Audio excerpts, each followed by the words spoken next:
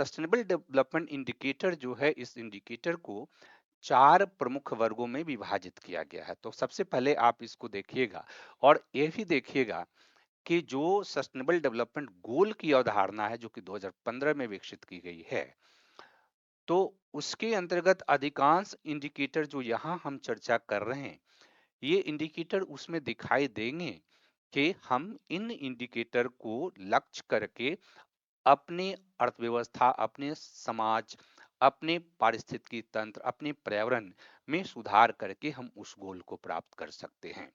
तो इसके अंतर्गत जो इंडिकेटर है वो 4 प्रकार के हैं। इसमें पहला इंडिकेटर है सोशल इंडिकेटर। दूसरा इंडिकेटर है इन्वायरमेंटल,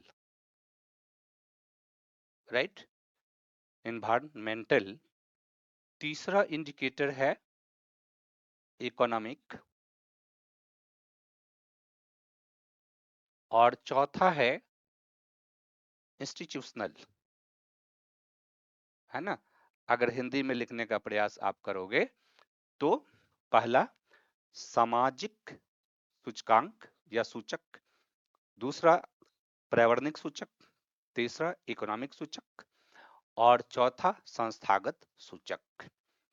तो सामाजिक जो इंडिकेटर है उसमें जो सबसे पहला पार्ट है, क्योंकि सब में फिर अलग अलग डिवीजन है, तो अगर सस्टेनेबल डेवलपमेंट आप करने का प्रयास करते हैं तो पहला आपको क्या होना चाहिए कि सोशल इक्विटी का डेवलपमेंट होना चाहिए। सोशल इक्विटी का मतलब क्या है कि सामाजिक भागीदारी, यानी कि आर्थिक विकास में समाज के सभी वर्गों की भागीदारी होनी चाहिए। इसका मतलब क्या है कि अगर आप आर्थिक विकास करने का प्रयास करते हैं तो आर्थिक विकास की आपकी रणनीति जो होनी चाहिए, ये रणनीति एक तरह से समावेशी होनी चाहिए, इंक्लूसिव होनी चाहिए। हम लोग समावेशी विकास के कॉन्सेप्ट को भी आगे में देखेंगे। और समावेशी विकास का मतलब क्या होता है कि विकास में सभी वर्गों की उचित भागीदारी, राइट। यानी इसका मतलब क्या है कि अगर किसी देश में, किसी समाज में हम आर्थिक विकास की प्रक्रिया को शुरू करते हैं तो समाज के सभी वर्गों के पास संसाधनों पर अधिकार होना चाहिए। संसाधनों के जो वितरण जो है उसमें समानता होनी चाहिए और सभी वर्ग जो है उनके पास जो है डिसीजन मेकिंग में भागीदारी होनी चाहिए। क्योंकि अगर डिसीजन मेकिंग में भागीदारी नहीं है, केवल कुछ वर्ग डिसीजन मेकिंग करते हैं, तो संसाधन का जो उपयोग होगा, संसाधन का जो निवेश होगा, उससे संसाधन के उपयोग और निवेश में जो डिसीजन मेकिंग लेने वाला वर्ग है उसके हितों का वो साधन करता है। और इसके कारण समाज में सामाजिक आर्थिक विषमता कायम होती है। और सामाजिक आर्थिक विषमता जब कायम होगी तो यह विकास, सस्टेनेबल डेवलपमेंट नहीं होता है।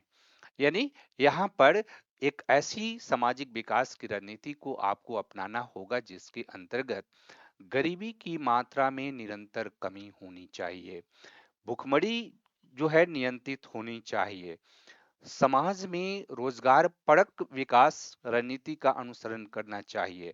ऐसी विकास रणनीति होनी चाहिए जहां पर स्थानीय जरूरत के हिसाब से टेक्नोलॉजी का आप डेवलपमेंट करें, स्थानीय लेवल पर पर्यावरण संरक्षण के प्रति लोगों में अवेयरनेस डेवलप करें। और जब आप ऐसा करेंगे तो यह विकास जो है एक तरह से सतत विकास की ओर जाएगा। तो सामाजिक जो हमारा इंडिकेटर है उसका एक पहलू है यहाँ पर सोशल इक्विटी, दूसरा जो पहलू है इसके अंतर्गत हेल्थ हेल्थ से रिलेटेड इश्यूज को शामिल किया जाता है। देखो, हेल्थ का इशू जो है, इसके अंतर्गत कई चीजें हैं। जैसे हेल्थ के लिए जरूरी है कि यहाँ न्यूट्रिशनल जो लेवल है सोसाइटी का, ये बेहतर होना चाहिए। यानी सोसाइटी में पोषण की स्थिति को आप बेहतर करें, माल न्यूट्रिशन को कंट्रोल करें, स्वच्छ पेयजल, सभी के पास पेयजल की उपलब्धता होनी चाहिए, सभी के पास स्वास्थ्य सुविधाएं होनी चाहिए। क्योंकि स्वास्थ्य सुविधाओं तक अगर सभी की पहुंच नहीं है, तो उससे क्या होगा कि कभी भी अगर समाज में कोई संक्रामक रोग की स्थिति उत्पन्न होती है, तो समाज को बहुत हार्म पहुंचाता है। और इसके साथ साथ क्या हो कि फूड सप्लाई जो है तक सभी की पहुंच होनी चाहिए। ऐसा नहीं कि समाज का कोई वर्ग इतना गरीब है कि वो बिना भोजन के ही जीवन गुजार रहा है, या एक टाइम भोजन कर रहा है और दूसरे टाइम उसको भोजन नहीं मिल रहा है। तो यह विकास जो है, सतत विकास नहीं होनी चाहिए। और इसके अलावा क्या होना चाहिए कि सभी के पास एसेस टू हेल्थ सर्विस, यानी स्वास्थ्य जो सेवा है, इस स्वास्थ्य सेवा की पहुंच जो है सभी के पास होना चाहिए।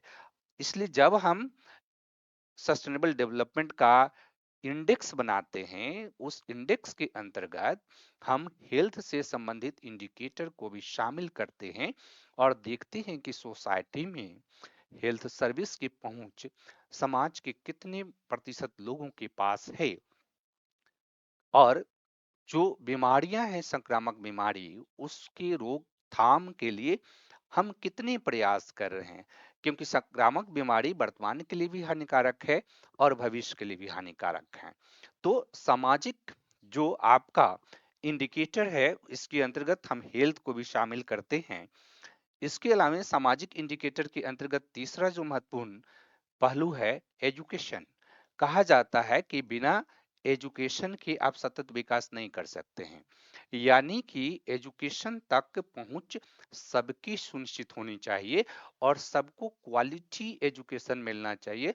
क्योंकि अगर क्वालिटी एजुकेशन नहीं मिल रही है, तो देखा जाता है कि इसके अभाव में समाज का वह वर्ग जिसके पास क्वालिटी एजुकेशन नहीं है, वह डिसीजन मेकिंग प्रोसेस में भागीदारी नहीं करता है। और डिसीजन मेकिंग प्रोसेस में वह भागीदारी नहीं करता है, तो इसके कारण क्या होता है कि जो विकास की अवधारणा है, वो सतत विकास के रूप में क्रियान्वित नहीं होती है।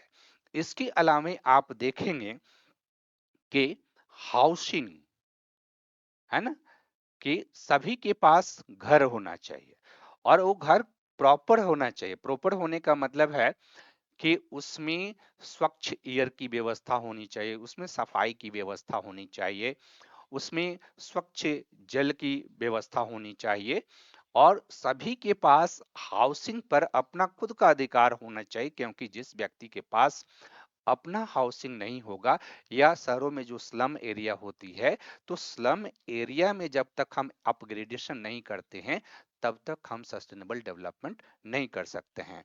इसके अलावा सभी के पास क्या होना चाहिए कि सिक्योरिटी होनी चाहिए। सोशल सिक्योरिटी के बिना जो है सस्टेनेबल डेवलपमेंट की परिकल्पना हम नहीं कर सकते हैं। क्योंकि सामाजिक सुरक्षा जब तक प्राप्त नहीं होगा, तब तक आप स्वस्थ जीवन नहीं जी पाएंगे, तब तक जो है आप स्वतंत्र जीवन भी नहीं जी पाते हैं। और इसलिए इसमें सामाजिक सुरक्षा भी होनी चाहिए। और लास्टली जो है, सामाजिक इंडिकेटर के अंतर्गत जनसंख्या को भी शामिल किया जाता है, पॉपुलेशन को भी शामिल किया जाता है। क्योंकि पॉपुलेशन अगर कंट्रोल में नहीं है, या पॉपुलेशन क्या है कि अनियंत्रित हो गया, है ना, तो पॉपुलेशन अगर अनियंत्रित पॉपुलेशन का ग्रोथ हो रहा है, तो इसका मतलब है कि संसाधनों पर भार पड़ता है। और संसाधनों पर भार पड़ेगा, तो उस पॉपुलेशन को फूड सप्लाई उपलब्ध कराने के लिए हमको विकास के संदर्भ में कॉम्प्रोमाइज करना पड़ता है, और हम सतत विकास की अवधारणा को इम्प्लीमेंट नहीं कर पाते हैं। तो इस तरह से एक तरह से सोशल इंडिकेटर का हम लोग यहाँ पर इस्तेमाल करते हैं।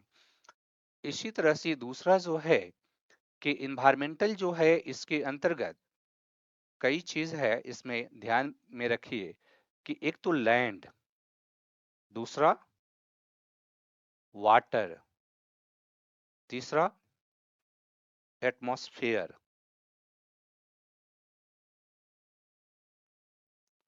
और चौथा टोटल आपका इकोसिस्टम। राइट। अब देखो, कहने का मतलब यह है कि अगर आप विकास करने का प्रयास करते हैं तो किसी भी आर्थिक विकास के लिए लैंड बहुत आवश्यक है। लेकिन लैंड में जो भी एग्रीकल्चर करें, इंडस्ट्री करें या जो भी आर्थिक गतिविधि करें, तो यहाँ लैंड उससे पॉल्यूटेड नहीं होना चाहिए। अगर आर्थिक विकास की प्रक्रिया से अगर आप भूमि में पॉल्यूशन उत्पन्न करते हैं, या फॉरेस्ट लैंड है, वाटर लैंड है, वेटलैंड है, माउंटेन्स है, और इसमें सब में डिग्रेडेशन आप करते हैं आर्थिक विकास की प्रक्रिया के अंतर्गत, तो फिर सस्टेनेबल डेवलपमेंट ये नहीं होगा। क्योंकि हमें भूमि की गुणवत्ता को बरकरार रखते हुए अपने आर्थिक विकास को करना है। अगर भूमि की गुणवत्ता खराब होगी तो वर्तमान में भी उत्पादकता कम होगी और भविष्य में भी कम होगी। इसलिए अगर हम भूमि की उत्पादकता के संदर्भ में हमें न केवल अपनी वर्तमान आवश्यकता को ही ध्यान में रखना है, बल्कि हमें फ्यूचर की आवश्यकताओं को भी ध्यान में रखना है। इसी तरह से वाटर है ना, तो वाटर के संदर्भ में, क्योंकि जल ही जीवन है कॉन्सेप्ट है, तो वाटर में भी पॉल्यूशन नहीं होना चाहिए। यानी कि आपके विकास रणनीति का एक महत्वपूर्ण पहलू ये होना चाहिए कि विकास प्रक्रिया से एक तरह से चाहे वो अंतः जल हो या बाह्य जल हो, दोनों की जो गुणवत्ता है उस गुणवत्ता पर प्रतिकूल प्रभाव नहीं पड़ना चाहिए, क्योंकि वाटर के बिना आप जिंदा नहीं रह सकते हैं और सस्टेनेबल डेवलपमेंट के लिए जरूरी है। और भविष्य में भी अब बातें की जा रही है कि आगे मनुष्य को जो सबसे बड़ी चुनौती होने वाली है वो पेयजल की समस्या से हमें जूझना है। और अगर पेयजल की समस्या से जब तक आप निजात नहीं पाते हैं तब तक जो है एक तरह से आप सस्टेनेबल डेवलपमेंट नहीं कर सकते हैं। इसी तरह से एटमॉस्फेयर जो है, इसमें वायु की गुणवत्ता जो है आपके जीवन के लिए बहुत आवश्यक है। तो कोई भी अगर डेवलपमेंट मॉडल अगर आप अपनाते हैं और उसमें एयर क्वालिटी से कॉम्प्रोमाइज करते हैं, तो एयर क्वालिटी से कॉम्प्रोमाइज करते हैं तो इसका प्रतिफल क्या होगा कि हेल्थ का प्रॉब्लम होगा। हेल्थ सेक्टर में ज्यादा आपको इन्वेस्टमेंट करना पड़ेगा और फिर लोग बीमारियों से जूझेंगे, बीमारियों से आप निजात नहीं ले पाएंगे और ये वर्तमान के लिए भी प्रॉब्लम का कारण है और भविष्य के लिए भी ये प्रॉब्लम का कारण है। और इकोसिस्टम का मतलब है कि आपको अपने पर्यावरण के अंतर्गत बायोडायवर्सिटी जो है उस बायोडायवर्सिटी को बनाए रखना है। क्योंकि बायोडायवर्सिटी को अगर आप नहीं बनाए रखते हैं, जैविक विविधता का क्षरण होता है, तो फिर किसी भी सूरत में जो है सस्टेनेबल डेवलपमेंट वर्क नहीं करेगी। यानी इन्वायरमेंट के अंतर्गत ये चार महत्वपूर्ण इंडिकेटर को आपको ध्यान में रखना है। और फिर अगर इकोनॉमी की बात करें तो यहाँ पर एक पहलू है ट्रेड एंड इन्वेस्टमेंट। देखो, ट्रेड एंड इन्वेस्टमेंट पर एक बहुत बड़ा बल इसलिए दिया जाता है कि ट्रेड एंड इन्वेस्टमेंट का मॉडल अगर आपका सस्टेनेबल होता है तो इसका मतलब होता है कि समाज जो होती है, समाज की बाजार तक पहुंच होती है। और समाज की बाजार तक पहुंच जो होगी, इससे आर्थिक विकास की जो प्रक्रिया होगी वो समावेशी रूप में होती है। क्योंकि अगर ट्रेड और इन्वेस्टमेंट तक किसी खास वर्ग, किसी खास देश का अगर उस पर कंट्रोल है और वह अपने हितों के साधन के लिए ट्रेड एंड इन्वेस्टमेंट पॉलिसी का यूटिलाइज करता है, तो दूसरे जो लिस्ट डेवलप कंट्री है या डेवलपिंग कंट्री है उनको उससे लाभ नहीं होगा, उनको घाटा होगा और फिर वो सस्टेनेबल डेवलपमेंट के कॉन्सेप्ट की अवहेलना करते हुए आगे अपने प्रोडक्शन सिस्टम को बढ़ाते हैं, जिससे हम अपने इस लक्ष्य को प्राप्त नहीं कर पाते हैं। इसलिए ट्रेड एंड इन्वेस्टमेंट के संदर्भ में जो है एक इंक्लूसिव नीति होनी चाहिए, जो कि सस्टेनेबल डेवलपमेंट की प्रक्रिया को आगे बढ़ाए। और इसके अलावा इसके अंतर्गत एक और चीज आपको ध्यान में रखना है कि कंजम्पशन एंड प्रोडक्शन, राइट। देखो, कंजम्पशन एंड प्रोडक्शन जो है यानी उपभोग एवं उत्पादन की प्रक्रिया आपका सस्टेनेबल होना चाहिए। अब देखो, उपभोग में एक चीज ध्यान रखना है कि विश्व में जो है फूड जो है बड़ी मात्रा में बर्बाद हो जाती है ना। तो फूड का वेस्ट जो होना है, इसको कैसे हम कम करें, क्योंकि एक तरफ हमारे पास समस्या क्या है कि बड़ी संख्या में लोग आज भी भूखे सोते हैं और दूसरी तरफ हम जो फूड का उत्पादन करते हैं उसका एक बहुत बड़ा अंश बर्बाद हो जाता है, बिना उपयोग किए बर्बाद हो जाता है। तो यहाँ कॉन्सेप्ट क्या है कि आपका उपभोग जो प्रतिरूप हो वो सस्टेनेबल हो, यानी कि आप वर्तमान की आवश्यकताओं को ध्यान में रखते हुए और फ्यूचर की आवश्यकताओं को ध्यान में रखते हुए आपका फूड पैटर्न होना चाहिए। दूसरा, प्रोडक्शन पैटर्न भी इस आधार पर होना चाहिए, क्योंकि प्रोडक्शन अगर आप करते हैं तो उसमें आपको अलर्ट रहना है कि आपके प्रोडक्शन सिस्टम से कहीं पर्यावरण प्रदूषण की मात्रा तो नहीं बढ़ रही है, कहीं आप जो है अंडर डेवलप्ड टेक्नोलॉजी का इस्तेमाल तो नहीं कर रहे हैं जो कि पर्यावरण के अनुकूल नहीं है। और अगर पर्यावरण के अनुकूल जो टेक्नोलॉजी नहीं है, जिसको सरकार ने अब बैन कर दिया है, और उस तरह की टेक्नोलॉजी का उपयोग करके भी अगर प्रोडक्शन होता है सोसाइटी में, तो उस तरह के प्रोडक्शन से हम सस्टेनेबल डेवलपमेंट जो गोल हमारा है उसको हम प्राप्त नहीं कर पाते हैं। इसलिए इकोनॉमिक जो इंडिकेटर है, इसके अंतर्गत इन दो महत्वपूर्ण चीजों को रखा जाता है। और इंस्टीट्यूशनल जो है इसमें एक तो लॉ एंड जस्टिस है ना। देखो, लॉ एंड जस्टिस से जो संबंधित इंस्टीट्यूशन है उसकी पहुंच होनी चाहिए और सभी वर्गों को उसकी पहुंच होनी चाहिए और उसको जो है बिना भेदभाव के काम करना चाहिए। दूसरा, कि जितने भी इंस्टीट्यूशन हैं उस इंस्टीट्यूशन में डिसीजन मेकिंग जो प्रोसेस है, उस डिसीजन मेकिंग प्रोसेस में समाज के सभी वर्गों की भागीदारी होनी चाहिए, क्योंकि समाज के सभी वर्गों की जब भागीदारी नहीं होती है डिसीजन मेकिंग प्रोसेस के अंतर्गत, किसी खास वर्ग का वर्चस्व होता है। हालांकि उसके द्वारा सही डिसीजन भी लिए जाते हैं, तब पर भी जिस वर्ग का उसमें भागीदारी नहीं है वह वर्ग उसमें उतना विश्वास नहीं करता है। इसके अलावा इसमें हम और क्या हमें करना है कि रूल ऑफ लॉ की जो अवधारणा है इसका विस्तार होना चाहिए, यानी कानून का जो शासन है, ये अवधारणा जब तक के मजबूत नहीं होगी तब तक जो है हम सस्टेनेबल डेवलपमेंट के कॉन्सेप्ट को बेहतर ढंग से क्रियान्वित नहीं कर सकते हैं।